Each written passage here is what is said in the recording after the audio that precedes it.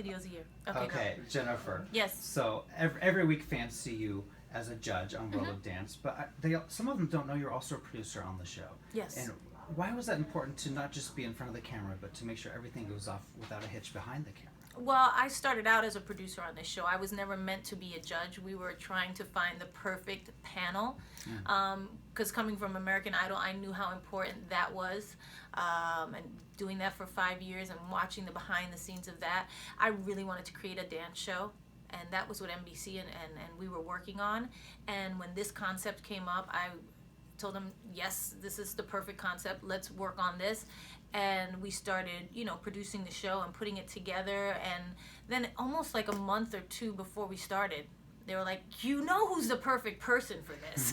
And I was like, yeah, but I wasn't, I didn't want to go back into judging so quickly. And I had my series and I had some movies that were coming up. And I wasn't sure it was the right time. I had my Vegas residency, so there was a lot going on.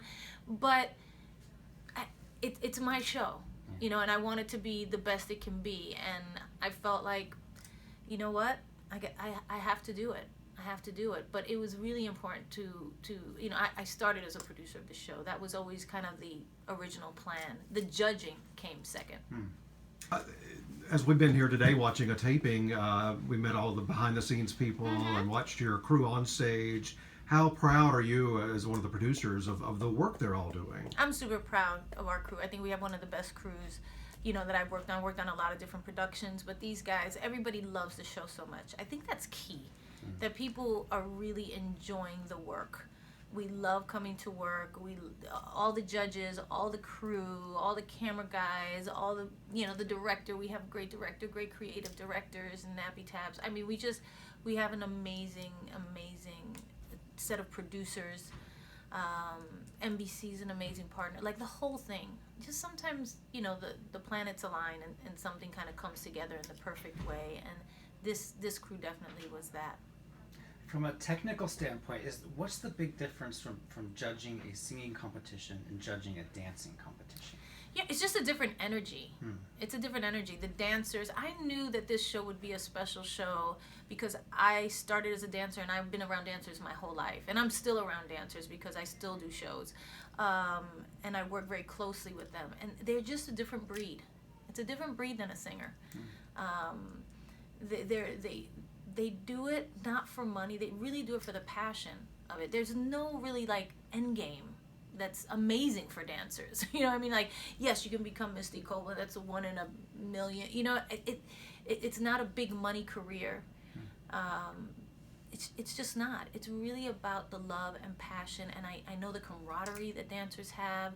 I know the kind of biological and chemical and emotional spiritual makeup of a dancer, and I knew that would be compelling to watch in a way that we were going to do it on this show. And you see so much heart. They're risk takers. Sometimes with American Idol, one of the things that I always just see is they're so measured. Like, I'll do this, I'll do that, I will sing this, I won't sing. Dancers just go out there and they go for it. I mean, we've seen death-defying things on this show that I cannot believe. Sometimes I'm so nervous sometimes watching it, but they just leave it all out on the floor. They just don't hold back, and that's compelling to watch. As the season moves along, you get to know these competitors, you get to know these dancers. How difficult does it become toward the finale when you're cutting people that you just absolutely love? I mean, it's really hard, especially with the kids. Now we have 2 junior divisions. Last year, our junior division stood out so much that we broke it into 2, into groups and individuals and duos, just like we have in the upper division. Last year, we only had the 3 divisions: uppers, duos, groups, singles, uppers with who were individuals and a duo, and groups, and then just juniors was one big category. We broke that into 2 this year, and it makes it really difficult because we never want to see anybody that we love and favor, who are our favorites. We do have our favorites at times where I don't want that person to go home, but at the end of the day, there's only one winner, and it's a brutal competition. And like I said, these guys are going for it. So it's sad, it's hard, but it's part of the journey. You mentioned Misty Copeland. Are there any other guest judges that you can tease for the fans of the show? We have guest mentors that are coming in. I had Savion Glover come in. I really have had fun with our mentors and comes on the show, and Misty, just to get their perspective is so great. You know, they've dedicated their whole lives to dance and to performing, and so it's always interesting to hear what they have to say when they come on.